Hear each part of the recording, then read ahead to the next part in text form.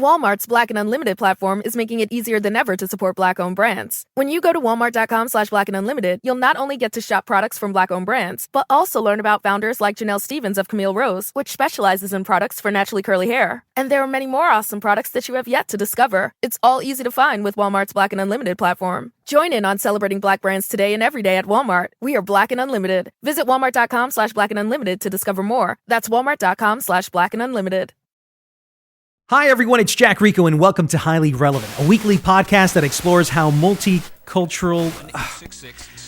I'm sorry. Just give me 1 second. I have to find the show for the podcast. Here it is. Once upon a time, Homey the Clown went to a fancy white restaurant. Shea Whitey was the name. I'm not sure if you remember when you first saw In Living Color, but I was about 16 years old living in Queens, New York. It was unlike anything I had seen before. It was a reflection of my personal surroundings, my friends, our urban way of speaking, our humor. It was a show almost designed for me in mind, and of course, it became my must-watch TV.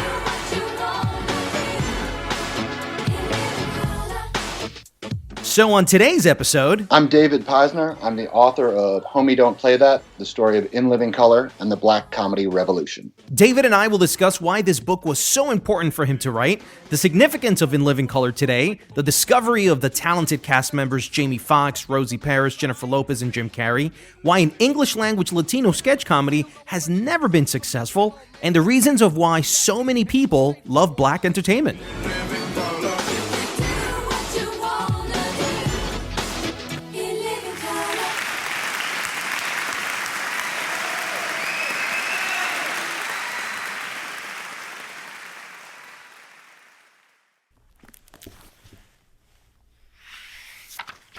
Keenan Ivory Wayans stood up, kissed his mom on the cheek, high-fived his younger brother Sean, and hugged his dad.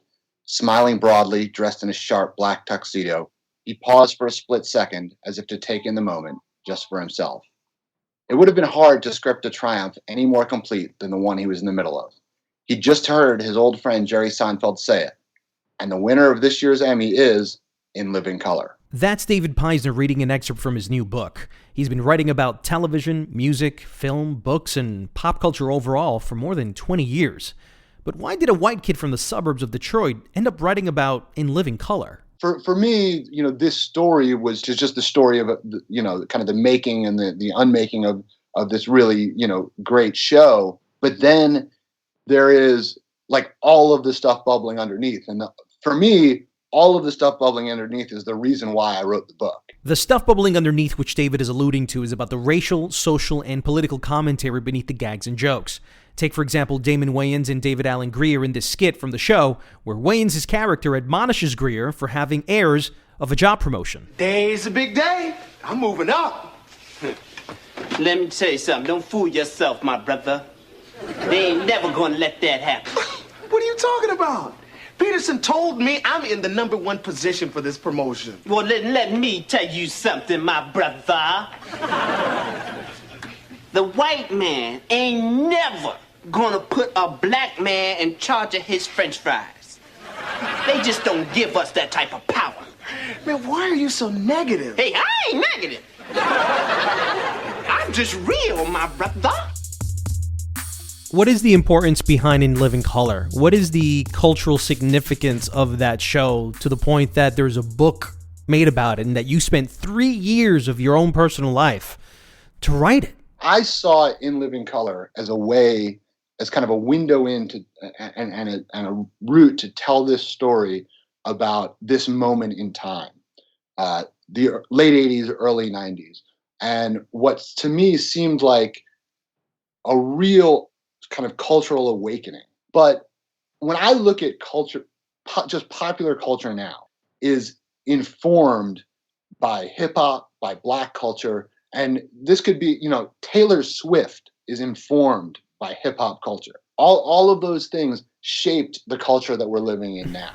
What is it about Black entertainment that Caucasians like and love so much? Wow. They're better at it? I don't know. Let's be real for a second. No, I don't know. But break that down for me. Break that down for me. Because everything has a root. Okay.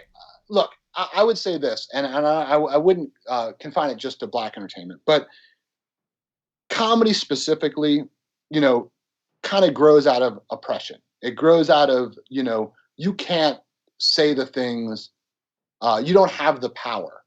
So whether it's Jewish comedy or black comedy or whatever comedy, you know, they always talk about, you know, comedy should punch up, not punch down. And so because of African Americans' history in this country, they've always been punching up. There is a lack of roles for African Americans in film and in television, and that's what I'm here to talk about. Come on. What about America's Most Wanted? Good point. That's all you ever see of black guys on that. And what about the show Cops? Heck, if they took the black guys off that, we wouldn't even have a show. But there is just such a depth to the comedy, I guess because it grows out of pain, because it makes, and that makes it real. So whether it's black comedy or, you know, whatever comedy, or whatever entertainment, when it's coming out of that place of you need it, it's not just a diversion. You need that. You need something to make you laugh, to make you smile, to make you dance, to make you sing. You need that to kind of bolster your spirit. I think that automatically gives it just more heft. Many of the skits that you've been hearing throughout this episode are from the incredibly talented cast of the show. Actually, it's one of the key reasons In Living Color is still talked about today, almost 25 years after its cancellation.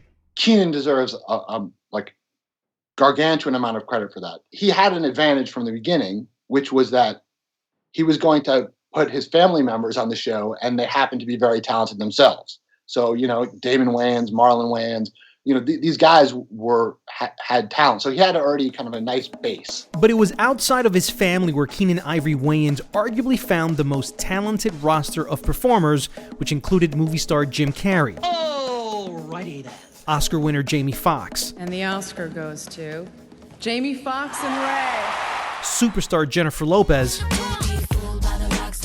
And actress Rosie Perez. If I have a problem, you're not supposed to solve it. Men always make the mistake of thinking they can solve a woman's problem. Why did the show end? Well, the reason why Kenan left was something that was eminently solvable. It was a problem that they could have solved.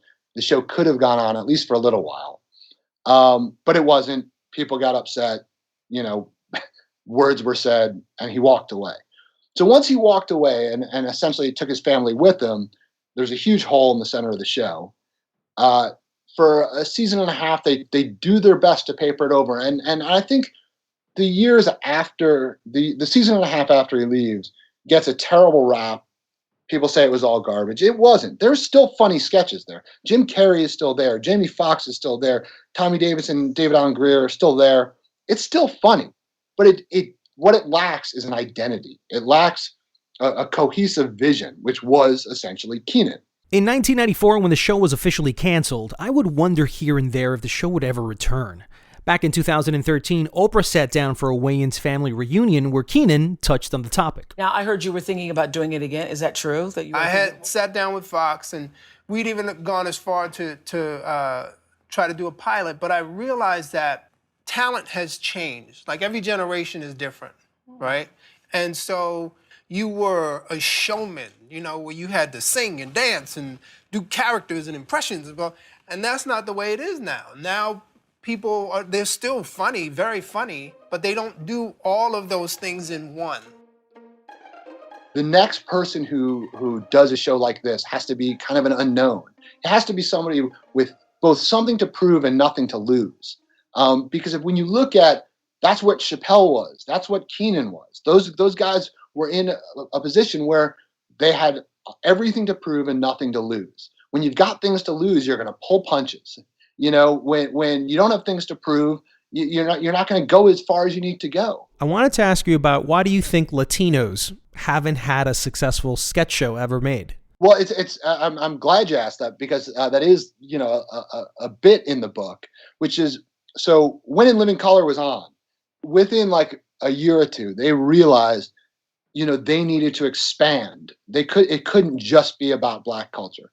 And the obvious expansion was Latino culture. And the guy that they really focused their energy on bringing into the show was John Leguizamo. This doesn't care. She just reaches over and she goes, coochie, coochie, coochie, coochie, coochie, coochie, coochie, and 1, 2, 3. Se me paró. He had a one-man show, I think it was Mambo Mouth, that was really successful. He had all these characters, and they targeted him as like, this guy's the holy grail, and once we bring him in, it's going to open up the show to Latinos. And John Leguizamo obviously never came on the show. He didn't join the show. The reason for that, I think John Leguizamo's managers and agents thought that John Leguizamo should have his own show and not be on somebody else's show. But what did happen is that John Leguizamo did get his own sketch show called House of Buggin' on Fox. Ladies and gentlemen, the Latin from Manhattan, loving you like satin, John Leguizamo! The show didn't work. What people had said was that Latino culture had not infiltrated outside of Latino communities in the same way that Black culture had by that point. And so the jokes weren't translating as well to essentially white people, So it was, it wasn't that they weren't necessarily funny or well written. It was that the audience was looking at them a little, blank faced. Right, like it wasn't as the jokes or the social commentary wasn't as relevant. The Black icons that In Living Color would make fun of had some visibility in the broader community, whereas the Latino icons, not even just the icons, but the ideas, weren't mainstream enough yet. The name of the book is called Homey Don't Play That, the story of In Living Color and the Black Comedy Revolution. David Peisner, thank you for being on the Highly Relevant podcast. Thank you so much. It's been great.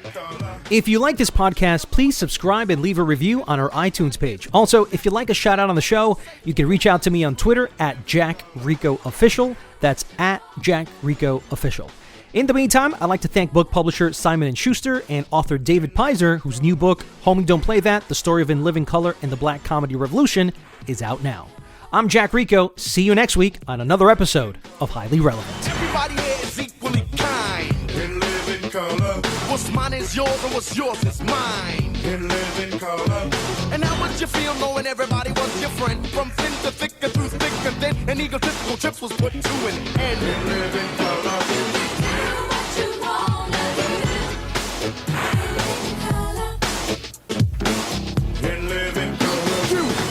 The moon float like a balloon. You see, it's never too late and it's never too soon. Take it from me, it's alright to be in living color. And how would you feel knowing prejudice was obsolete and all mankind danced to the exact beat? And at night it was safe to walk down the street in living color.